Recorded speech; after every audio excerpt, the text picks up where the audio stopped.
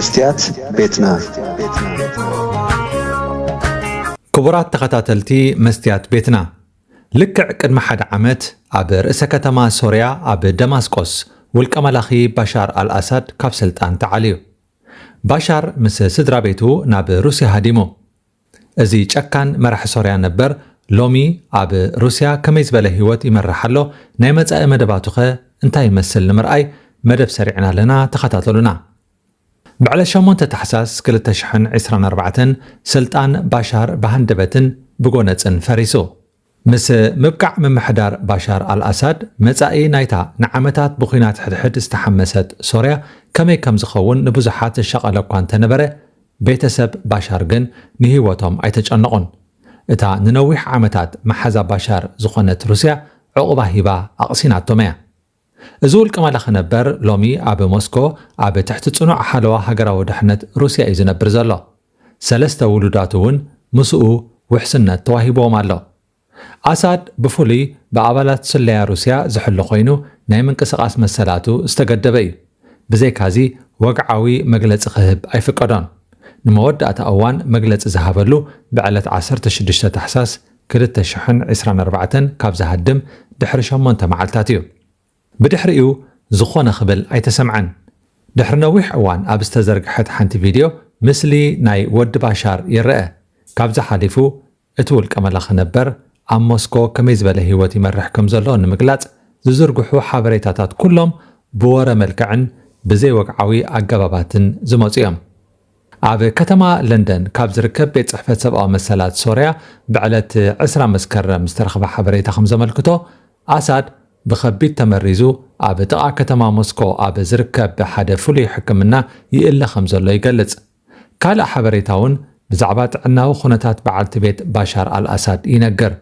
اسما استبهلت بعلت بيت اسد كاب ناي طوب منشرو نصا مسكونت اندغنا بحمام منشرو دم تطقعا اب حكمنا ترأى اسد مس بيتسبو زنبرو دزلو بيت اب كتما موسكو بوحسنتو ازيو اب زمسكن كباب خوينو بمنجست روسيا زخفلو نايقلو حلوتي اللوو اتي اب ماكل موسكو زركب جنكا بحصور استخبب منبر ابايتي اب وشتو بزحات نغرات زحقفي غازيتا فاينانشال تايمز كم زحبرتو اتول كملاخي كاب كلت شحن 10 شمونتن كساب كلت شحن 10 تشعتن ابزل اوان بطره گنزب كاب سوريا ناب موسكو استات كلت 250 مليون دولار حبتي اغعيزو بزخا اب ابايتي وفر بمكياد 18 ازيوم زنصبارقو فيلاتات عديغو ሚኒስትር ወፃኢ ጉዳያት ኣሜሪካ ኣብ 2022 መጠን ሃብቲ ባሻር አልአሳድ ካብ 1 ክሳብ 2 ቢልዮን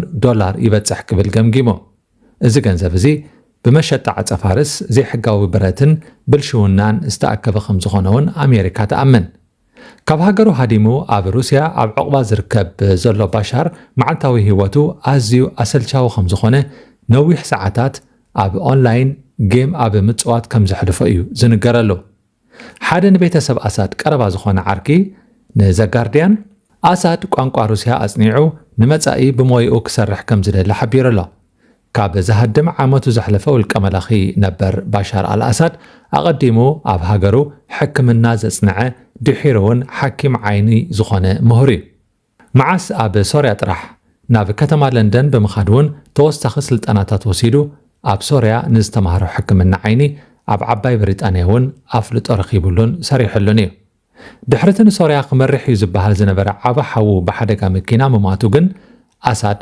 በሃንደበት ኣብ ፖለቲካ ዓለም ክሳተፍ ጀሚሩ ካብ 2000 ክሳብ 2024 ዓመተ ምህረቱን ንሶርያ መሪሑ እዚ ን24 ዓመታት ኣብ ስልጣን ዝነበረ ውልቀ መላኺ ኣብዚ እዋን ንመራሒ ሩስያ ቭላድሚር ፑቲን ኣገዳሲ ሰብ ኣይኮነን ፑቲን ውን ብዙሕ ከም ዘይግደሰሉ ይንገር ምኽንያቱ ፑቲን ኣብ ስልጣን ዘሎ ሰብ እዩ ኣሳድ ግን ዝኾነ ስልጣን ዘይብሉ ኣብ ዕቕባ ዝነብር ውልቀ ሰብ እዩ ብዘይክኡ ፑቲን ምስቲ ድሕሪ ባሻር ዝመፀ መራሒ ሶርያ ዲፕሎማስያዊ ዝምድና ክምስርት ንጥቕሙ ክሰርሕ እዩ ዝደሊ ናይ ባሻር እዋን ኣብኪዕ እዩ ባሻር ዝተዋህቦ ዕቕባ ኣመስጊኑ መንባር እዩ ዘዋፅኦ ሎሚ ህይወት ባሻር ኣዝዩ ኣሰልቻዊ ክኸውን ግድን እዩ بهجراو دحنت እናተሰለየ ብፍሉያት ሓለውቲ እናተሓለወ ንመጻኢ ክጋጥሞ ዝኽእል ዕጫ ንጹር ኣብ ዘይኮነሉ ኣብ ሓደ ብሓጹር ዝተኸበበ ሰፊሕ ናይ ጽምዋ ቤት እናነበረ እቲ ዝፈጸሞ ገበን ኣብ ቅድሚ ዒንቱ እናተቐጀለ እዩ ዝነብር ዘሎ።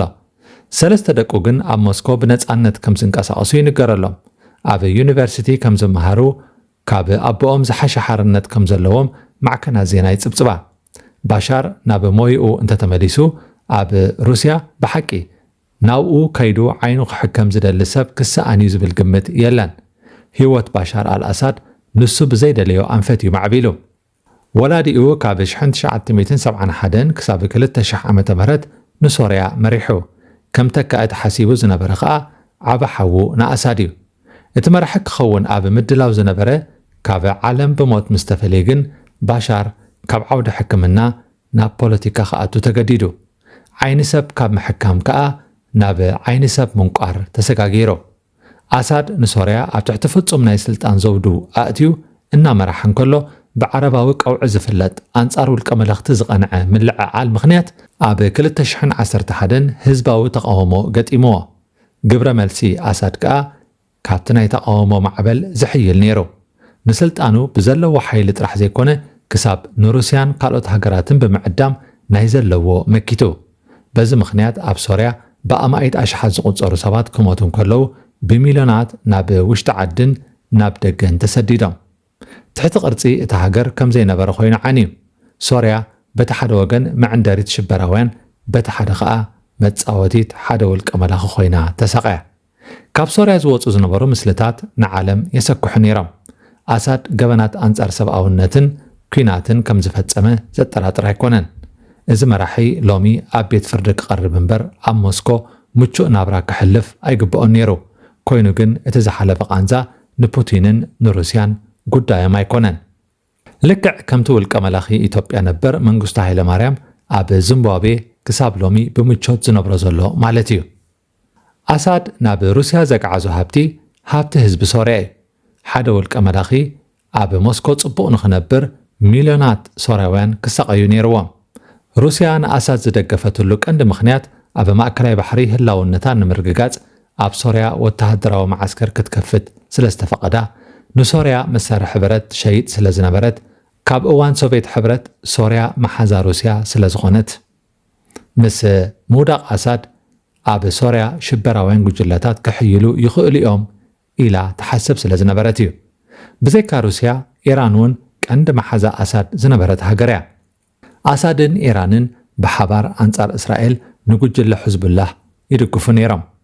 ኢራን ብመንገዲ ዓራቕን ሶርያን ኣቢላ ናብ ማእከላይ ባሕሪ ክትቅልቀል ትደሊ። ምስ ስዑድ ዓረብን ምዕራባውያንን ዘለዋ ናይ ሓይሊ ሚዛን ንሶርያ ብምሓዝ ደው ክትብል ትደሊ። ብዘይካዚ እውን ሃይማኖታዊ ጉዳይ ክጥቀስ ይከኣል። ኣሳድ ካብቶም ሱናውያን መቐናቕንቱ ነታ ሸዓዊት ኢራን እዩ ዝጽጋዓ ነይሩ። ሎሚ ኩሉ ሓሊፉ ባሻር አልአሳድ ገንዘብ ህዝቢ ሶርያ ተተርኢሱ ኣብ ሞስኮ ብሰላም ግን ከዓ ኣብ ትሕቲ ጽምዋን ፍርሕን ይነብር ኣሎ። መስትያት ቤትና መስትያት ቤትና ንሓቀኛ ምስሊ ኤርትራ ንምንጽብራቕ ዝተፈላለየ ጽሑፋት ተንቀሳቓሲ ምስልታትን ቃለ ምሕትታትን ሒዛ ብዘካርያስ ክብረኣብ እናተዳለወት እትቐርብ መደብ እያ።